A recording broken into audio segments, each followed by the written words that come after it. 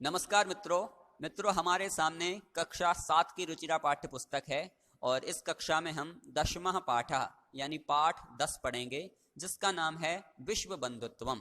विश्व बंधुत्वम यानी संसार के प्रति भाईचारा। इस पाठ में संसार में भाईचारे को विकसित करने के लिए आह्वान किया गया है। आइए हम पाठ को पढ़ना प्रारंभ करते हैं। उत्सवे व्यसने दुर्भिक्षे राष्ट्र विप्लवे दैनंदिन व्यवहारे च यह सहायतां करोति सह बंधु भवति। उत्सवे यानी उत्सव के समय या त्योहार के समय, व्यसने यानी संकट के समय, दुर्भिक्षे यानी अकाल के समय, राष्ट्र विप्लवे यानी देश पर आए संकट के समय, दैनंदिन व्यवहारे च यानी और, दैनंदिन यानी प्रतिदिन के, व्यवहारे व्यवहार में, और प्रतिदिन के व्यवहार में, यह सहायतां करोति, यह यानी जो, सहायतां करोति यानी सहायता करता है, सह बंधु भवति, सह यानी वह, बंधु यानी भाई, भवति यानी होता है। मतलब जो उत्सव के समय, संकट के समय, अकाल के समय, देश पर आए संकट के समय और प्रतिदिन के व्यवहार में जो सहायता करता है वह भाई होता है। यदि विश्वे सर्वत्र एतादृशः भावः भवेत् तदा विश्व बंधुत्वं संभवति। यदि विश्वे यानी विश्व में, संसार में, सर्वत्र सभी जगह, एतादृशः भावः यानी ऐसा भाव या इस प्रकार की सोच, भवेत् मतलब हो, तदा विश्व बंधुत्वम संभवति, तदा यानी तब, विश्व बंधुत्वम यानी संसार के प्रति भाईचारा, संभवति यानी संभव होगा। परंतु अधुना निखिले संसारे कलहस्य अशांतेः च वातावरणम अस्ति। परंतु अधुना यानी अब या इस समय, निखिले यानी संपूर्ण संसारे संसार में, कलहस्य यानी झगड़े का, अशांतेः च यानी और, अशांतेः यानी अशांति का, वातावरणम अस्ति वातावरण है। परंतु अब पूरे संसार में झगड़े का और अशांति का वातावरण है।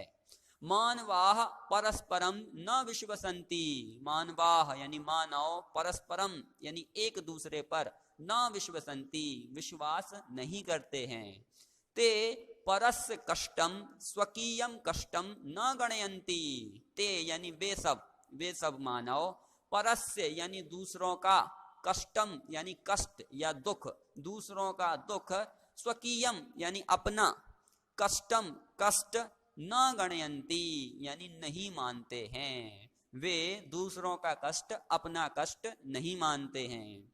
अपि च और भी, समर्थाः देशाः यानी समर्थ देश यानी समृद्धशाली देश, ताकतवर देश, असमर्थान देशान प्रति, असमर्थान यानी कमजोर, देशान प्रति यानी देशों को, उपेक्षा भावम प्रदर्शयन्ति, उपेक्षा भावम यानी अनादर का भाव, प्रदर्शयन्ति मतलब दिखाते हैं। मतलब जो समर्थ देश हैं, जो धनवान देश हैं, जो शक्तिशाली देश हैं, वो असमर्थ देशों के प्रति उपेक्षा का भाव या अनादर का भाव दिखाते हैं। तेषाम उपरि स्वकीयम प्रभुत्वम स्थापयन्ति, तेषाम यानी उनके, उपरि ऊपर, स्वकीयम यानी अपना, प्रभुत्वम यानी स्वामित्व या अधिकार, स्थापयन्ति स्थापित करते हैं। संसारे सर्वत्र विद्वेषस्य शत्रुतायाः हिंसायाः च भावः दृश्यते। संसारे यानी संसार में, सर्वत्र सभी जगह, विद्वेषस्य यानी बैर का या दुश्मनी का, शत्रुतायाः और शत्रुता का, हिंसायाः च यानी और, हिंसायाः यानी हिंसा का, भावना दृश्यते भावना दिखाई देती है। पूरे संसार में बैर की, शत्रुता की और हिंसा की भावना दिखाई देती है। देशानां विकासः अपि अवरुद्धः भवति, देशानां यानी देशों का, विकासः यानी विकास, उन्नति, अपि यानी भी, अवरुद्धः यानी विरुद्ध या बाधित या रुकी, भवति यानी है, मतलब देशों का विकास भी अविरुद्ध हो गया है, बाधित हो गया है या फिर रुक गया है। इयम महती आवश्यकता वर्तते, इयम यानी यह, महती बहुत बड़ी, आवश्यकता आवश्यकता, वर्तते यानी है, यह बहुत बड़ी आवश्यकता है, यत यानी कि, एकह देशः मतलब एक देश, अपरेण देशेन सह, अपरेण यानी दूसरे, देशेन यानी देश के, सह यानी साथ, मतलब दूसरे देश के साथ, निर्मलेन हृदयेन यानी साफ हृदय से या साफ मन से, बंधुताया यानी मित्रता का, भाईचारे का, व्यवहारम कुर्यात यानी व्यवहार करे, मतलब एक देश दूसरे देश के साथ साफ मन से बंधुता का व्यवहार करे। विश्वस्य जनेषु इयम भावना आवश्यकी, विश्वस्य यानी विश्व के, दुनिया के, जनेषु यानी लोगों में, इयम भावना यह भावना, आवश्यकी यानी बहुत आवश्यक है। ततः विकसिता विकसितयोः देशयोः मध्ये स्वस्था स्पर्धा भविष्यति, ततः यानी उससे, विकसिता विकसितयोः यानी विकसित और अविकसित, देशयोः यानी देशों के, मध्य यानी बीच में, स्वस्था स्पर्धा भविष्यति यानी स्वस्थ स्पर्धा यानी कंपटीशन या फिर प्रतियोगिता या फिर होड़, भविष्यति मतलब होगी, मतलब उससे विकसित और अविकसित देशों के बीच में स्वस्थ प्रतियोगिता होगी। सर्वे देशाः ज्ञान विज्ञानयोः क्षेत्रे, सर्वे देशाः यानी सभी देश, ज्ञान विज्ञानयोः क्षेत्रे मतलब ज्ञान विज्ञान के क्षेत्र में, मैत्री भावनया संयोगेन च, मैत्री भावना यानी मैत्री भावना से, संयोगेन च यानी और, संयोगेन यानी संयोग से, समृद्धिम प्राप्तुम समृद्धि को प्राप्त करने में, समर्थाः भविष्यन्ति यानी समर्थ होंगे, मतलब सफलता को प्राप्त करने में समर्थ होंगे। सूर्यस्य चंद्रस्य च प्रकाशः सर्वत्र समान रूपेण प्रसरति, सूर्यस्य यानी सूर्य का, चंद्रस्य च यानी और, चंद्रस्य यानी चंद्रमा का, प्रकाशः यानी प्रकाश, सर्वत्र सभी जगह, समान रूपेण यानी समान रूप से, प्रसरति मतलब फैलता है, सूर्य का और चंद्र का प्रकाश सभी जगह समान रूप से फैलता है। प्रकृति अपि सर्वेषु समत्वेन व्यवहरति, प्रकृति यानी प्रकृति, अपि यानी भी, सर्वेषु यानी सभी में, समत्वेन यानी समानता का या समान रूप से, व्यवहरति मतलब व्यवहार करती है, प्रकृति भी सभी लोगों में समान रूप से व्यवहार करती है, चाहे वो लोग कोई भी जाति के हों, कोई भी धर्म के हों, कोई भी देश के हों, कोई भी हों, सब में समान रूप से व्यवहार करती है। तस्मात् अस्माभिः सर्वैः परस्परं वैरभावम् अपहाय विश्व बंधुत्वम स्थापनीयम, तस्मात् यानी उस कारण से, अस्माभिः सर्वैः यानी हम सभी के द्वारा, परस्परम आपस में, वैरभावम अपहाय, वैरभावम यानी दुश्मनी के भाव को, अपहाय यानी छोड़ करके, विश्व बंधुत्वम यानी विश्व के प्रति बंधुत्व का भाव या भाईचारे का भाव, स्थापनीयम मतलब स्थापित करना चाहिए। अतः विश्वस्य कल्याणाय एतादृशी भावना भवेत, अतः विश्वस्य यानी विश्व के, कल्याणाय कल्याण के लिए, एतादृशी भावना यानी इस प्रकार की भावना, भवेत यानी होनी चाहिए। और एक श्लोक बोला, अयम निजः परो वेति गणना लघु चेतसाम, उदार चरिता नाम तु वसुधैव कुटुंबकम। इसका अर्थ देखते हैं अपन। अयम यानी यह, निजः यानी मेरा है, यह मेरा है, परो यानी दूसरों का है, वेति, वेति को अलग अलग करेंगे तो वा प्लस इति, वा यानी अथवा और इति यानी यह, मतलब यह मेरा है अथवा यह दूसरों का है, इति यानी यह, गणना यानी भावना, लघु चेतसाम यानी छोटी सोच वालों की या छोटे मन वालों की होती है, मतलब यह मेरा है अथवा यह दूसरों का है, यह सोच छोटे सोच वालों की होती है, छोटी सोच वालों की होती है। उदार चरिता नाम तू, उदार चरिता नाम मतलब बड़े हृदय वालों के या विशाल हृदय वालों के, तू यानी तो, वसुधैव, वसुधा प्लस एव, वसुधा मतलब पृथ्वी, एव यानी ही मतलब पूरी पृथ्वी ही, कुटुंबकम यानी परिवार है। मतलब इसका अर्थ यह है कि यह मेरा है अथवा यह दूसरों का है। यह तो गणना या यह सोच छोटी सोच वालों की होती है, छोटे हृदय वालों की होती है, लेकिन जो उदार चरित्र वाले होते हैं मतलब विशाल हृदय वाले होते हैं, उनके लिए तो पूरी वसुधा या पूरी पृथ्वी भी कुटुंबकम यानी परिवार है। मतलब वो अपनी पूरी पृथ्वी को एक परिवार की तरह मानते हैं। नमस्कार दोस्तों, हमारे सामने कक्षा 7 की रुचिरा पाठ्य पुस्तक है। पिछली कक्षा में हमने 10वां पाठ विश्व बंधुत्वम पढ़ लिया था। इस कक्षा में हम उस पाठ का अभ्यास कार्य करेंगे।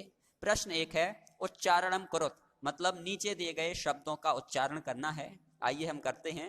दुर्भिक्षे, विश्वसंति, ध्यातव्यम, राष्ट्र विप्लवे, उपेक्षा भावम, दुख भाग, विश्व बंधुत्वम, विद्वेषस्य प्रदर्शयन्ति। इस प्रकार से आपको इनका उच्चारण करना था। प्रश्न 2 है मंजूषातः समानार्थक पदानि चित्वा लिखत, यानी मंजूषा में से समानार्थक पदों को चुन करके लिखना है या पर्यायवाची पदों को चुन करके लिखना है। देखो, स्वकीयम का होगा आत्मानम, अवरुद्ध का बाधिता, कुटुंबकम का परिवारः, अन्यस्य परस्य, अपहाय त्यक्त्वा, समृद्धम संपन्नम, कष्टम दुखम, निखले संपूर्णे। इस प्रकार से आपको समानार्थक पदों को चुनना था। प्रश्न 3 है रेखांकितानि पदानि संशोध्य लिखत, यानी रेखांकित पदों का संशोधन करके लिखना है, शुद्ध करके लिखना है। देखिए, का नंबर का सेंटेंस है छात्राः क्रीडा क्षेत्रे कंदुकात क्रीडन्ति। छात्र क्रीडा क्षेत्र में कंदुकात यानी गेंद से, क्रीडन्ति खेल रहे हैं। इसमें देखो, कंदुकात में पंचमी विभक्ति लगी हुई है और पंचमी विभक्ति में अपादान कारक आता है जिसका चिन्ह है से अलग होने के अर्थ में। तो यहाँ पर जो छात्र खेल रहे हैं वो गेंद से अलग नहीं हो रहे हैं, अपितु गेंद का साधन के रूप में प्रयोग कर रहे हैं। इस कारण से कंदुकात में पंचमी विभक्ति की जगह पर तृतीय विभक्ति का प्रयोग होगा और वाक्य बनेगा छात्राः क्रीडा क्षेत्रे कंदुकेन क्रीडन्ति। वैसे दूसरा है ते बालिकाः मधुरम गायन्ति, वे बालिकाएं मधुर गा रही हैं। इसमें रेखांकित पद है ते। देखिए, बालिकाः शब्द बहुवचन का है और बहुवचन में तत् शब्द का रूप बनेगा ताह, तो ते की जगह पर ताह आएगा और वाक्य बनेगा ताह बालिकाः मधुरम गायन्ति। ग नंबर का वाक्य है अहम पुस्तकालयेन पुस्तकानि आनयामि, मैं पुस्तकालय से पुस्तकें ला रहा हूं। अब देखो, इसमें पुस्तकें पुस्तकालय से अलग हो रही हैं और अलग होने के अंत में अपादान कारक यानी पंचमी विभक्ति का प्रयोग होता है और यहाँ पुस्तकालयन इसमें तृतीय विभक्ति लगी हुई है, तो अपन को इसमें पंचमी विभक्ति करके वाक्य बनाना है अहम पुस्तकालयात पुस्तकानि आनयामि। अगला है घ नंबर का त्वम किम नाम, यहाँ पर त्वम की जगह पर आएगा तव, तव किम नाम मतलब तुम्हारा क्या नाम है। फिर अगला है गुरुम नमः। देखिए, अपन ने पढ़ा है कि जहां पर नमः शब्द का प्रयोग हो वहां पर जिसको नमस्कार कर रहे हैं उसमें चतुर्थी विभक्ति का प्रयोग होगा। तो यहाँ पर गुरु में चतुर्थी विभक्ति लग करके वाक्य बनेगा गुरवे नमः। इस प्रकार से अब अपन चलते हैं प्रश्न 4 पर, जिसमें बोला है मंजूषातः विलोम पदानि चित्वा लिखत, यानी मंजूषा में से विलोम पदों को चुन करके लिखना है। देखिए, सबसे पहला है शत्रुतायाः, इसका विलोम पद होगा मित्रतायाः। पुराः, इसका विलोम होगा अधुना। मानवाः, इसका दानवाः। उदार चरितानाम लघु चेतसाम। सुखिनः, इसका होगा दुखिनः और अपहाय इसका होगा गृहीत्वा। इस प्रकार से विलोम पदों को चुन करके लिखना था। अब है अगला प्रश्न 5 अधोलिखित पदानाम लिंग विभक्तिम वचनंच लिखत, मतलब पदों का लिंग विभक्ति और वचन लिखना है। देखिए, एक साइड पद लिखे हुए हैं और उसका आपको लिंग भी बताना है, विभक्ति भी बतानी है और वचन भी बताना है। सबसे पहला है बंधु। बंधु पुल्लिंग का है, इसमें प्रथमा विभक्ति है और एक वचन है। फिर देशान, ये पुल्लिंग का है, द्वितीय विभक्ति है और बहुवचन का शब्द है। घृणायाह, ये स्त्रीलिंग का है, पंचमी विभक्ति है और एक वचन का शब्द है। कुटुंबकम, यह नपुंसक लिंग का शब्द है, इसमें द्वितीय विभक्ति है और एक वचन है। रक्षायाम, ये स्त्रीलिंग का शब्द है, सप्तमी विभक्ति है और एक वचन है। और ज्ञान विज्ञान योह, ये नपुंसक लिंग का शब्द है, षष्ठी विभक्ति है और द्विवचन है। प्रश्न 6 है कोष्ठकेषु दत्तेषु शब्देषु समुचिताम विभक्तिम एजोत्वा रिक्त स्थानानि पूरयत्, यानी कोष्ठक में दिए हुए शब्द में उचित विभक्ति का प्रयोग करके रिक्त स्थानों की पूर्ति करनी है। आइए हम करते हैं। क नंबर का वाक्य है विद्यालयम उभयतः वृक्षाः सन्ति, मतलब विद्यालय के उभयतः यानी होता है दोनों ओर, वृक्षाः सन्ति यानी पेड़ हैं, विद्यालय के दोनों ओर पेड़ हैं। देखिए इसमें कोष्ठक में शब्द दिया था विद्यालय, और वाक्य में जहां पर उभयतः शब्द का प्रयोग हो वहां पर द्वितीय विभक्ति का प्रयोग होता है। इस कारण से विद्यालय शब्द में द्वितीय विभक्ति लग करके विद्यालयम बना। वैसे ही देखो अगला है कृष्णम उभयतः गोपालिकाः, और वाक्य दिया था कृष्ण। अब देखो यहाँ पर कृष्ण के दोनों ओर गोपियां हैं, ये इसका अर्थ है, और उभयतः शब्द का प्रयोग हुआ है, इस कारण से कृष्ण में द्वितीय विभक्ति लगी कृष्णम। ख नंबर का वाक्य है ग्रामम परितः गोचारण भूमि, गांव के चारों ओर गोचरण भूमि है, या मतलब गांव गायों को चरने वाली भूमि है। अब इसमें कोष्ठक में दिया था ग्राम शब्द, और इस वाक्य में परितः शब्द का प्रयोग हुआ है, तो जहां पर परितः शब्द का प्रयोग होगा वहां भी द्वितीय विभक्ति का ही प्रयोग होता है। इस कारण से ग्राम में द्वितीय विभक्ति लग करके ग्रामम बना। अगला है मंदिरम परितः भक्ताः, मंदिर के परितः यानी चारों ओर भक्ताः भक्त हैं। कोष्ठक में मंदिर शब्द दिया था, वाक्य में परितः शब्द का प्रयोग हुआ है, इस कारण से मंदिर शब्द में द्वितीय विभक्ति लगी है मंदिरम। अगला है ग नंबर का सूर्याय नमः, कोष्ठक में शब्द दिया था सूर्य। आपको पता है जहां पर नमः शब्द का प्रयोग हो वहां पर जिसको नमस्कार कर रहे हैं उसमें चतुर्थी विभक्ति का प्रयोग होता है। इस कारण से सूर्य में चतुर्थी विभक्ति लग करके बना सूर्याय, तो हो गया सूर्याय नमः, यानी सूर्य के लिए नमस्कार हो। वैसे ही अगला है गुरुवे नमः, इसमें भी नमः शब्द का प्रयोग हुआ है, कोष्ठक में गुरु शब्द लिखा हुआ है, तो गुरु में चतुर्थी विभक्ति लग करके बनेगा गुरुवे, यानी गुरु के लिए नमः यानी नमस्कार हो। फिर घ नंबर का वाक्य है वृक्षस्य उपरि खगाः, वृक्षस्य उपरि यानी पेड़ के ऊपर, खगाः यानी होता है पक्षी, पेड़ के ऊपर पक्षी हैं। कोष्ठक में दिया था वृक्ष शब्द, और जहां पर उपरी शब्द का प्रयोग होता है वहां पर जिसके ऊपर होने की बात चल रही है उसमें षष्ठी विभक्ति का प्रयोग होगा। इस कारण से वृक्ष में षष्ठी विभक्ति लग करके बना वृक्षस्य। और अगला है अश्वस्य उपरि सैनिकाः, अश्वस्य यानी घोड़े के, उपरि ऊपर, सैनिकाः यानी सैनिक हैं। देखो कोष्ठक में दिया था अश्व और उपरि शब्द का प्रयोग हुआ है इस वाक्य में, इस कारण से अश्व में षष्ठी विभक्ति लग करके बना अश्वस्य, अश्वस्य उपरि सैनिका। प्रश्न 7 कोष्ठकात् समुचितम पदम चित्वा रिक्त स्थानानि पूरयत्, कोष्ठक में से उचित पद को चुन करके रिक्त स्थान की पूर्ति करनी है। देखिए क नंबर का वाक्य है खाली स्थान नमः, नमः के योग में चतुर्थी विभक्ति आती है, इस कारण से हरये भरा जाएगा, हरये नमः यानी हरि के लिए नमस्कार हो। ख नंबर का वाक्य है खाली स्थान परितः कृषि क्षेत्राणि सन्ति, इसमें परितः शब्द का प्रयोग हुआ है और उसके प्रयोग में द्वितीय विभक्ति का प्रयोग होता है, इस कारण से ग्रामम भरा जाएगा। अगला है खाली स्थान नमः, नमः शब्द के योग में चतुर्थी विभक्ति का प्रयोग होता है, इस कारण से अम्बायै भरा जाएगा, यानी अम्बा के लिए नमस्कार हो। घ नंबर का वाक्य है उपरि अभिनेता अभिनयम करोति। अब देखो इसमें उपरि शब्द का प्रयोग हुआ है और हमें पता है कि जहां पर उपरि शब्द का प्रयोग हो वहां पर षष्ठी विभक्ति का प्रयोग होता है, इस कारण से मंचस्य इस शब्द का प्रयोग हुआ है, मंचस्य उपरि अभिनेता अभिनयम करोति। और अगला है उभयतः पुत्रौ स्तः, इसमें उभयतः शब्द का प्रयोग हुआ है और जहां पर उभयता शब्द का प्रयोग हो वहां पर द्वितीय विभक्ति का प्रयोग होता है। इस कारण से पितरम शब्द का प्रयोग होगा। पितरम उभयतः पुत्रौ स्तः।